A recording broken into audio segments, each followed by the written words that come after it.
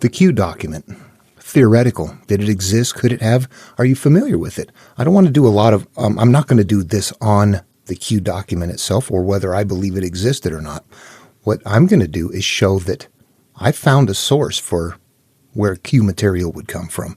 And I find it from all over the place. I want to talk about that in this video. Whether Q existed or not, something else does. And I can show you what that is in this video. My name is Dan Paulson, and let's get started.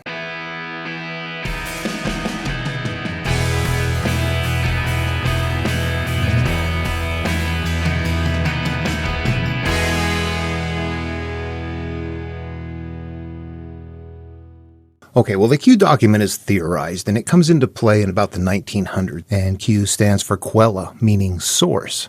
That's all it means, source material. Q, source. The reason that is because in Matthew, Mark, and Luke, that if you look at those three Gospels, they're about Jesus' life. And if you read them side by side, they're all different. They're not the same, and they contain different material. It appears as though, and biblical scholars, I'm not theorizing this. This is what I'm just passing along. You can go research this on your own if you're interested. But biblical scholars are convinced that Matthew and Luke contain elements that came from Mark. But that Mark was probably the origination source for those two. However, Matthew and Luke also both contain things that don't come from Mark. And so the theory was that came from someplace else. There must have been a source of origin for that material. And that's what I want to talk about here, the possibility that it could be a different source. Okay, so how do we dig into this then? First of all, what I have to say is that Jesus, the works attributed to Jesus appear in verse in two stylistic ways. One of them we all agree upon. We may not agree upon the interpretation, but we know that he spoke in parables. It says right in there. There's cryptic stuff in here. Figure this out. We got some parables going on. The rest of his work that are not parables, what is that? That is called living verse. This is where the confusion comes in because people don't know what living verse is. So living verse is something that I'm going to contend is something that plays out in your life. It changes your life. What is in these is interactive steps that is meant to heal and to help you connect better with source, whatever that is for you. Let's see how that works. I'm going to grab a verse from Jesus, and let's give it a living verse treatment as I find it, and talk about it and see what that reveals. And for the Christian or Jesus work in this video, I'm going to be using the New Revised Standard Version of the Bible. And what I'm going to do is randomly grab some Jesus verses, but let's just stick with the compact teachings from Sermon on the Mount, Sermon on the Plain. I'm going to start with one of the parts that we need in order for this to be a living verse. Matthew 7:13 and 14. Enter through the narrow gate, for the gate is wide and the road is easy that leads to destruction, and there are many who take it. For the gate is narrow, and the road is hard that leads to life, and there are few who find it. Narrow gate. What is that narrow gate? Okay, and as somebody who is incredibly familiar with Christianity, I know what the common answers are on that, and I'm going to go with something different. What I'm going to suggest is that I'm still going to approach all of this as if there is something in here that is very directionally interactive that helps me heal my current life. So, what do I do then? I'm going to take another verse first. This is Luke 6:20. It's the first verse from the Sermon on the Plain. Blessed are you who are poor, for yours is the kingdom of God. How rough does this sound? Do you remember the first one in Matthew? Let's look at that one for a second. This is the comparable first verse from the Sermon on the Mount. Blessed are the poor in spirit, for theirs is the kingdom of heaven. So we see the differences there. We go back to Luke. Blessed are you who are poor, for yours is the kingdom of God. Back to Matthew.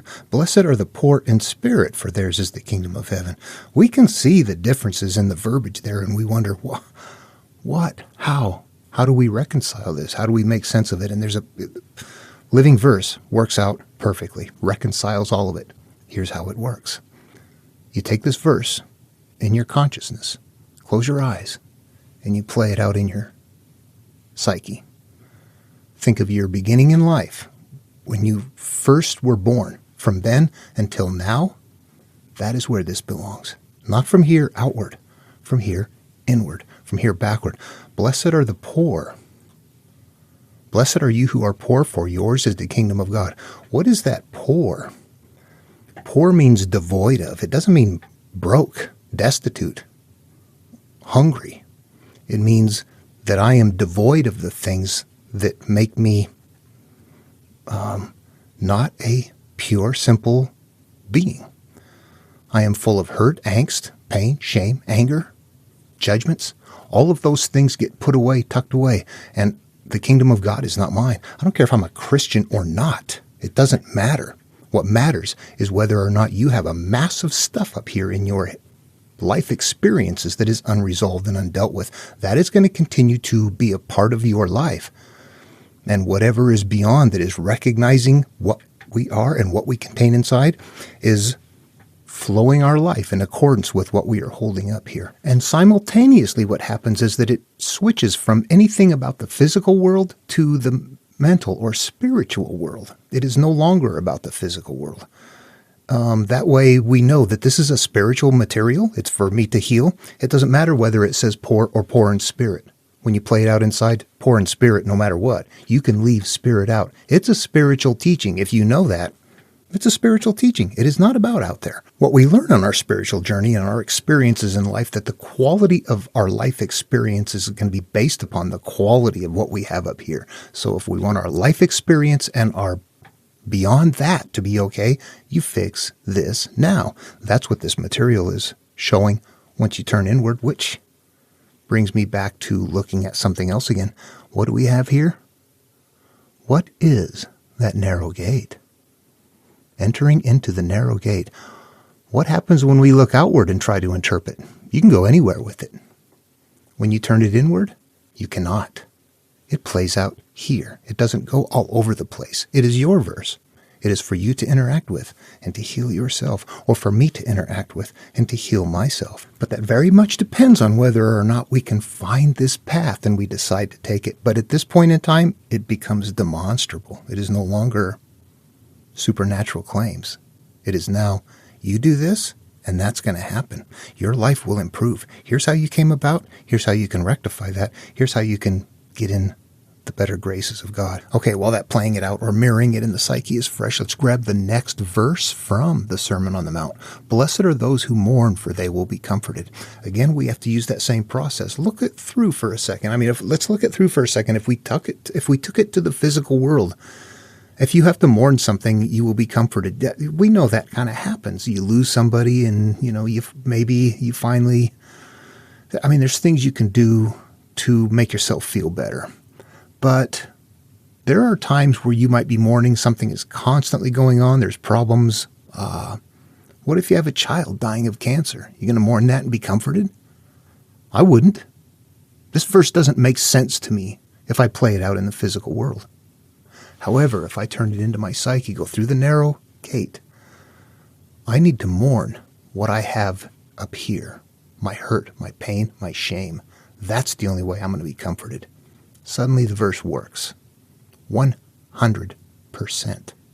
Whatever up here that I'm holding on that is hurting me, that I've got hidden away, is going to continue to hurt me because I haven't mourned it. When I do mourn it, it'll cease. Healing is taking place. These verses play out in the psyche, and suddenly, boom, there is no conflict. And it leads to that joy life that you want. Okay, I hope this is making sense so far, but I want to jump on one that's a little more complicated before we move on. I'm going to go with Luke 6:37 and 38. Do not judge, and you will not be judged. Do not condemn, and you will not be condemned. Forgive, and you will be forgiven. Give, and it will be given to you. A good measure, pressed down, shaken together, running over, will be put into your lap. For the measure you give will be the measure you get back.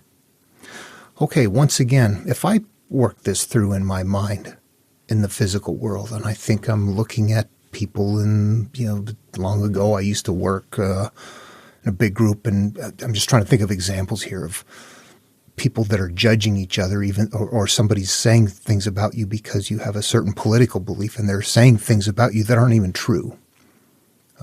Baby killers, different things like that. And you're like, what the hell? I am not judging these people, but they're judging me. So does this work? No. I have not condemned them, but they've condemned me. Forgiven, you will be forgiven. At some point, this breaks down. I look at it and go, I don't know what I'm supposed to do with this. However, if I play it out in the psyche, once again, we've got something that comes online. And these are just analogous terms, ways of carrying this, because most people are not going to turn it inward. This is hard. The narrow gate is hard. Do not judge, and you will not be judged. This is insight. If you are judging things, when you judge things, judging is the way you experience life. What we're going to run into here is a point in time in our life where we are beginning to experience hurt, pain, shame, things of that nature, and we are judging those experiences. I hate that. I'm ashamed of that. That makes me so angry, but I'm never going to tell anybody. I put it away. I've judged it. And because I've judged it and because it's up here, it's going to continue to play out. Do not judge and you will not be judged. You got to leave that stuff out or it's going to happen back. Do not condemn and you will not be condemned. It's the same thing. It is what we're doing up here, as within, so without. This is what creates that. Forgive and you will be forgiven. This is what you are forgiving up here. You are forgiving yourself for what you have done. If you can't and you continue to hold the pain and the shame of it, what happens to you? Just think about it. Ooh, it doesn't go away, does it? You have to make steps mentally inside to change the way we view things in order to affect the healing that we're looking for at a soul level. Forgiven, you will be forgiven. Yeah, all of that is there. Given, it will be given to you. All of it, again, it's in the psyche. I could go give something to somebody and not get something back. Does that work in the physical world? No, it works in the spiritual world. A good measure pressed down, shaken together, running over will be put into your lap. For the measure you give will be the measure you get back. What you are up here, what we have become, is what our life is.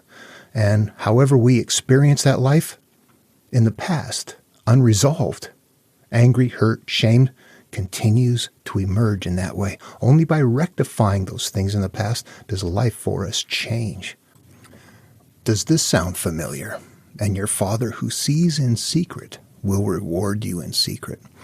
Okay, what we have here, what I'm seeing in this material as I continue to do this, and I can continue to do it. I don't want to make the video too long, but these verses play out in that manner. And once you do that, something emerges that is interactive, self-healing steps that change the way my life experiences, and presumably is going to change my afterlife experience if there is one.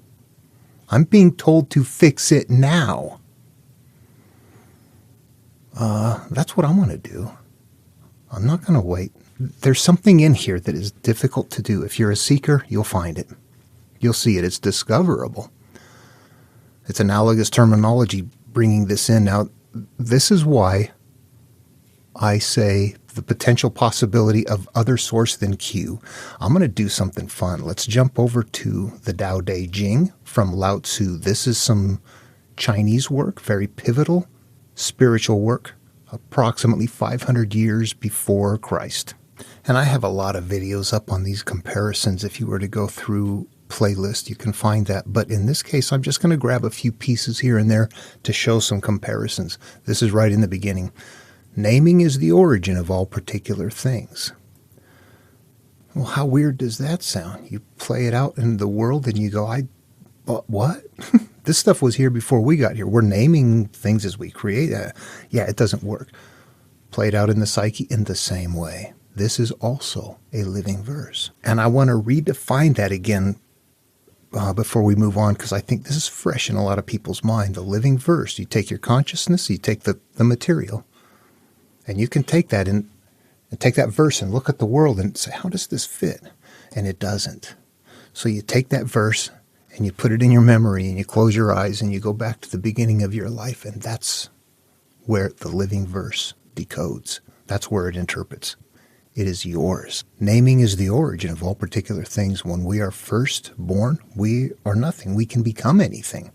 When we have life experiences, The nature of that experience and the emotional state that is left in place of that experience is naming. And that is the origin of all particular things. That's hard to see right here in this verse, but it's an entire body of work. As you go through it, that begins to emerge as, oh, I see what's going on. I started out empty. I became a product of my life experiences that have been left unchecked, my life is hurt now because of that. And in order for me to help my current life, the way I feel and the people around me and the way that I'm acting out, these things have become monsters and creatures inside of me that they're unresolved. I've named them. I created them. And I don't mean I created them by making them happen. I might have been molested. I was. I didn't make that happen. I didn't. Well, I didn't name that, but here's what happens. I had the experience, and it was incredibly shameful, hurtful. I put that away. It was never coming out. Guess what? It comes out. But it's in charge when it comes out. You're not in charge of it. It's in charge of you. This is us bursting out, getting triggered, our demons playing out of us. We named that. We're still holding it. But what we have to do is understand that it's not our fault, that we were victims and that we simply created that through the experience. And we need to understand that we're humans in life, that things happen, that we're not victims. We feel like we're victims, but we need to emerge beyond that. And as long as we stay in our victim status mode, this is what happens. These things continue to play out. The only way to get out of that, honestly, it's called forgiveness. But what it really is, ultimately, if true forgiveness happens, here's what the deal is. You've got a memory and you've got an emotional state that's charged with whatever needs to be resolved. To say I forgive that person, but you still feel hurt, the forgiveness isn't there. The forgiveness happens when the energy of the emotional state of the memory is rendered benign.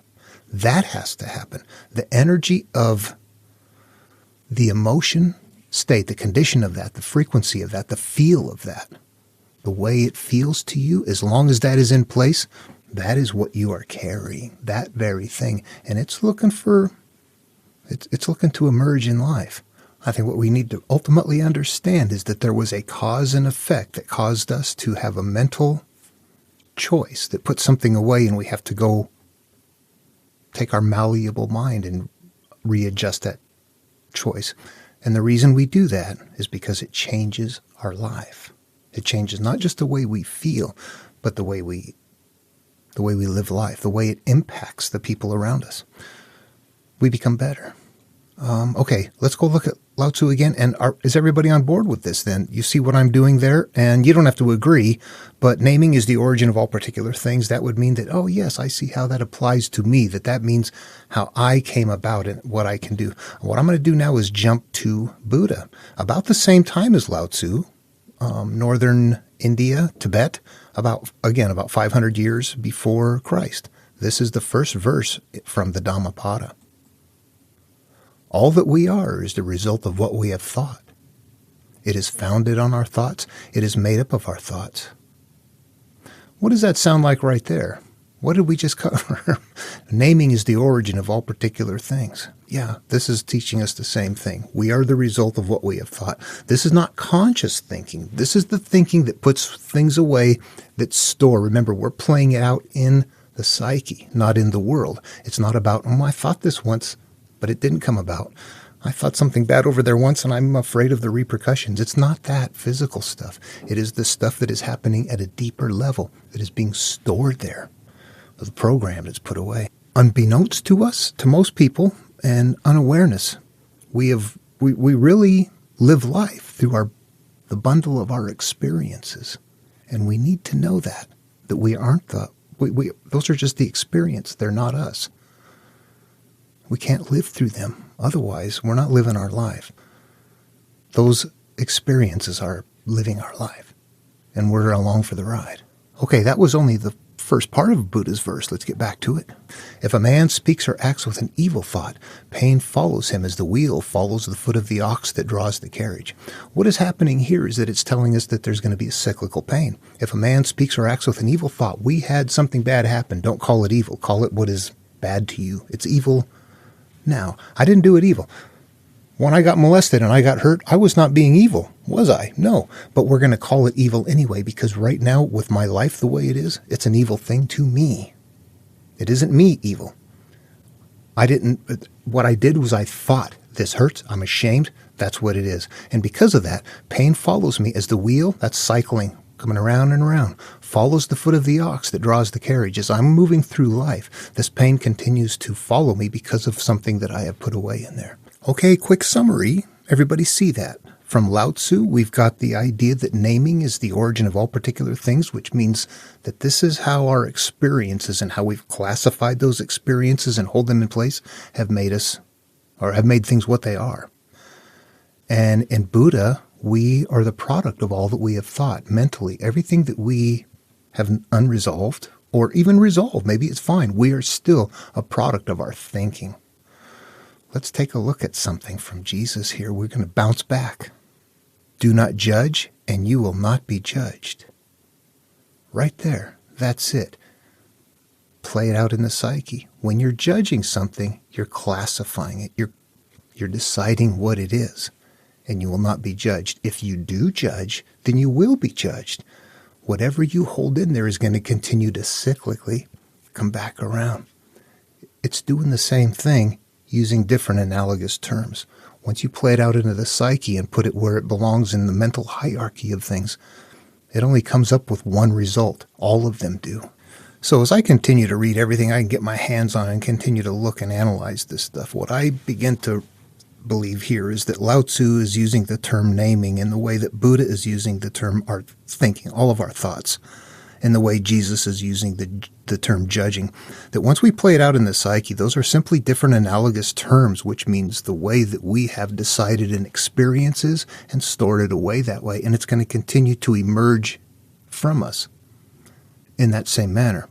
But that we can interact with it, that's not shown here, but it does show later in the rest of the work how we can interact with it to change the nature of that. What I want to say at this point is that the videos that I make can get just very long. I'm figuring this out, I'm learning, and I think that they're hard to watch. I want to keep this short. I want to try to create a video showing that, yeah, there's something else in here, and it continues. I can keep doing this all day, all week, all month. Yeah, it doesn't stop. I can find this all over. Those patterns from antiquity, this is it. Now, you can see in this video I did not address the Q document. Somebody thinks that there is a source that might have supplied information for Matthew and for Luke that didn't come from Mark. And I'm like, yeah.